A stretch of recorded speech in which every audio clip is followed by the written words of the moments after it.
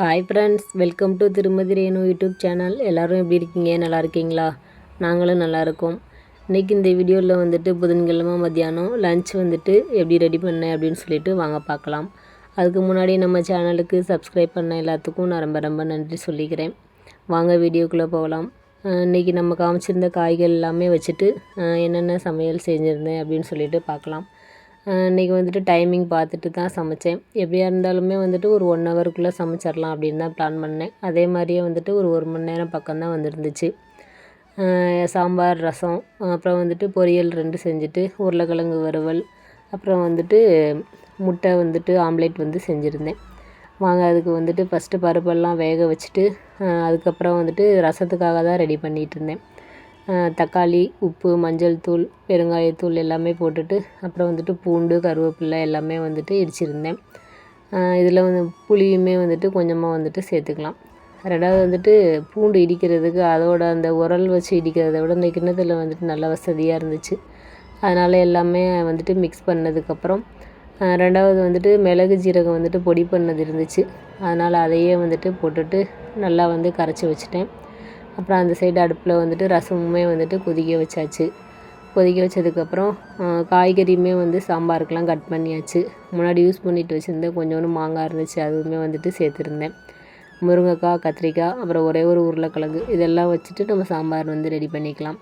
அந்த சைடு பருப்பெல்லாம் வெந்ததுக்கப்புறம் அதில் வந்துட்டு நம்ம தக்காளி, மஞ்சள் தூள், கொஞ்சமாக உப்பு, எண்ணெய் சேர்த்து நல்லா பருப்பு வந்து வேக விட்டுருந்தேன்.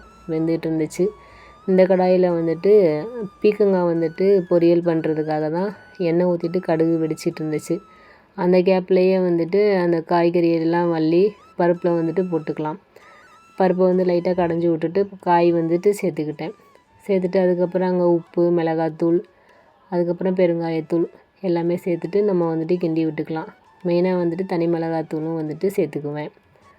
அப்புறம் வந்துட்டு கடுகு இங்கே வெடித்ததுக்கப்புறம் வந்துட்டு வரமிளகாய், வெங்காயம் எல்லாம் சேர்த்துட்டு நம்ம நறுக்கி வச்சுருந்த அந்த பீக்கங்காய் இருக்குல்ல அதெல்லாமே வந்துட்டு சேர்த்து நம்ம கொஞ்சம் நேரம் வதக்கிட்டு அப்புறம் ஊற வச்சுருந்த அந்த பாசிப்பருப்பு அதுவும் சேர்த்துட்டு இதோட நம்ம நல்லா வதக்கி எடுத்துகிட்டு உப்பு, காரம்லாம் பார்த்து போட்டுட்டு அதுக்கப்புறம் வந்துட்டு ஃபைனலாக தேங்காய் துருவிட்டு நம்ம இறக்கிக்கலாம். இது வந்துட்டு கூட்டு மாதிரி வச்சோன்னாலும் நல்லாயிருக்கும். மோஸ்ட்லி இந்த மாதிரி வந்துட்டு பருப்பு ஊற வச்சு சேர்த்து செய்கிறது வந்துட்டு நல்லாயிருக்கும். இதே இதுலேயே வந்துட்டு பாதி எடுத்து ரசத்துக்கு வந்துட்டு தாளிச்சதில் போட்டுக்கிட்டேன். ரசம் வந்து நுரக்கட்டி இருந்துருந்துச்சு, அதனால் அதுக்கு வந்துட்டு இதிலேயே தாளிச்சதை பாதி எடுத்துகிட்டு அதில் போட்டு அப்புறம் வந்துட்டு வெங்காயம் தாளிச்சிட்டு வந்து நம்ம பீக்கங்காய் வந்து போட்டுக்கலாம். இப்படியே வந்துட்டு பக்கத்துலேயே வந்துட்டு சாம்பாரும் ரெடி ஆகிக்கிட்டே இருக்கும். அந்த அடுப்பில் வந்துட்டு ரசமும் ரெடி ஆயிடுச்சு. இதுக்கப்புறம் பீக்கங்காய் தாளித்து விட்டதுக்கப்புறம் வந்துட்டு அப்புறம் ஒரு அடுப்பில் சாதனமும் வச்சுக்கலாம், ஏதாவது ஃப்ரீ ஆனதுக்கப்புறம். அதுக்கப்புறம் பீன்ஸ் பொரியல் இருக்குது, அது செய்யணும். அப்படியே வந்துட்டு 1 பை 1 நம்ம வந்துட்டு பார்க்கலாம். இப்போ தான் வந்துட்டு தனி மிளகாத்தூள் வந்துட்டு சேர்த்துக்கிட்டேன் சாம்பாருக்கு. இன்றைக்கி வந்துட்டு நம்ம கொஞ்சம் காய்கறியாக இருந்தாலும் நல்லா ஹெல்த்தியாக வந்துட்டு சூப்பராக சமையல் பண்ணிவிட்டு கடைசி ஃபைனலாக வந்துட்டு எப்படி எப்படி செஞ்சுருந்தேன், என்னென்ன பண்ணியிருந்தேன்னு சொல்லிட்டு பார்ப்போம். வாங்க அப்படியே சமையல் வந்துட்டு பார்த்துட்டே இருக்கலாம். இப்போ வந்துட்டு பீக்கங்காய் வந்துட்டு சேர்த்ததுக்கப்புறம் உப்பு தேவையான அளவு போட்டுட்டு மஞ்சள்தூள் போட்டுட்டு அப்புறம் பருப்புமே சேர்த்துட்டு நம்ம கிண்டி விட்டுட்டு லைட்டாக தண்ணி தெளித்து மூடி விட்டுக்கலாம். இல்லைன்னா அந்த காயிலேருந்து வர தண்ணியே போதுன்னாலும் அப்படியே வந்துட்டு நம்ம சிம்லேயே வச்சு மூடி விட்டு கிளறி விட்டு எடுத்தோன்னா சூப்பராக வந்துட்டு வெந்து வந்துடும். பாசிப்பருப்புமே நம்மளுக்கு வந்துட்டு ரொம்ப நேரம் ஆகாதில் வேகிறதுக்கு, அதனால் வந்துட்டு சரியாக வரும். இன்றைக்கி வந்துட்டு நான் தண்ணி தெளிக்கவே இல்லை. அந்த பருப்பில் இருந்த தண்ணி அதுக்கப்புறம் காய் வெந்தது அதோடு இருந்தே தான் வந்து போதும்னு சொல்லிட்டு விட்டுட்டேன். அதுவே எனக்கு வந்துட்டு கரெக்டாக இருந்துச்சு. நம்ம ஆனால் சப்போஸ் தண்ணி தெளித்தோன்னா அப்புறம் கூட்டு மாதிரி வந்துட்டு ரெடி ஆயிரும். அதனால் வந்துட்டு தண்ணி தெளிக்கலை. அப்புறம் வந்துட்டு சாம்பாருக்கு மஞ்சள் தூள் வந்துட்டு போடாமல் இருந்துச்சு, அதனால் இப்போ வந்துட்டு மஞ்சள் தூள் சேர்த்துட்டு அதுக்கப்புறம் நம்ம மூடி போட்டு உருளைக்கிழங்கு வந்துட்டு நல்லா வேகிற அளவுக்கு கொதிக்க விட்டுக்கலாம். உருளைக்கிழங்கு வெந்ததுக்கப்புறம் வந்துட்டு நம்ம புளிக்கரைசல் வந்துட்டு சேர்த்துட்டு அதுக்கப்புறம் சாம்பாருக்கு தாளித்து கொட்டணும். அப்புறம் இந்த கேப்லேயே வந்துட்டு மல்லித்தழை நல்லா கழுவிட்டு அதுக்கப்புறம் ரசத்துக்கு வந்துட்டு கிள்ளி போட்டுக்கலாம். ரசம் வந்துட்டு சூப்பராக நம்ம ரெடி பண்ணிவிட்டு அப்புறம் இறக்கி வச்சுக்கலாம். அதுக்கப்புறம் மல்லித்தலைலாம் தூவிட்டு ரசம் வந்து நம்மளுக்கு ஜம்முன்னு ரெடி ஆயிடுச்சு. இந்த மலையிறத்துக்கு ஏற்றது மாதிரி நல்லா மிளகு தூள்லாம் போட்டு சூப்பராக வந்துட்டு ரெடி பண்ணியாச்சு. அதுக்கப்புறம் வந்துட்டு இந்த காய் வந்து அந்த சைடு மாற்றிட்டு சாம்பாருக்கு வந்துட்டு தாளித்து விட்டுக்கலாம் அப்படின்னு சொல்லிட்டு கரண்டி வச்சுருந்தேன். அது கரண்டி வந்துட்டு ஃபுல்லாக நடுவில் வந்து சென்டராக வச்சோன்னா அடுப்பு வந்துட்டு அமர்ந்தாமல் தெரிகிறது மாதிரியே இருக்கா. அதனால தான் அப்புறம் ஒரு கிண்ணம் கீழே வச்சுருந்தேன் அந்த வளைவுக்கு பக்கத்தில். அப்புறம் வந்துட்டு ஓரளவு வந்துட்டு இருந்துச்சு. நல்லெண்ணெய் வந்து சேர்த்துக்கலாம்.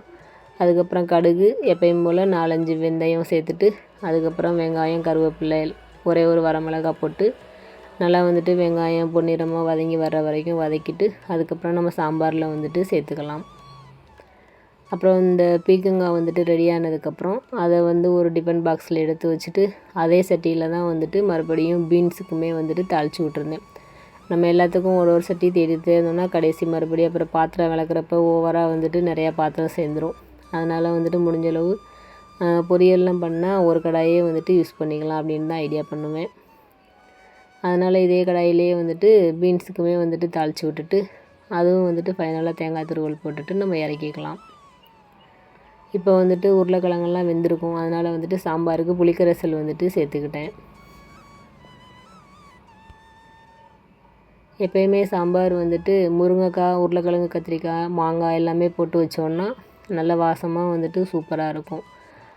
அதுவும் இல்லாமல் வந்துட்டு மாங்காய் போட்டாலே வந்துட்டு அந்த வாசம் வந்துட்டு சாம்பார் வாசம் வந்துட்டு சொல்கிறதுக்கு வார்த்தையே இருக்காது. சூப்பர் டேஸ்ட்டாக நல்லாயிருக்கும்.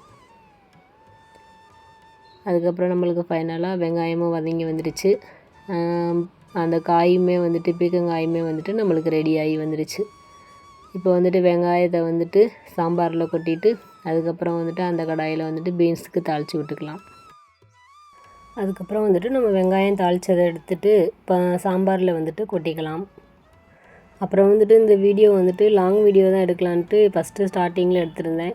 அப்புறம் மறுபடியும் கிச்சனில் வச்சுட்டு எடுக்கிறப்ப இந்த மாதிரி வந்துட்டு எடுக்கிறது தான் ஈஸியாக இருந்துச்சா ஷார்ட்ஸுக்கு எடுக்கிறது மாதிரி. அதனால் சரி இப்படியே எடுத்துகிட்டு லாங் வீடியோவுக்கு கொடுத்துடலாம் அப்படின்னு சொல்லிவிட்டு அப்படியே கண்டினியூ பண்ணிவிட்டு அப்புறம் எடுத்துட்டேன். இன்றைக்கி வந்துட்டு காய்கறிங்கள்லாம் பசங்க வீட்டில் இருந்ததுனால கட் பண்ணி கொடுத்தாங்க.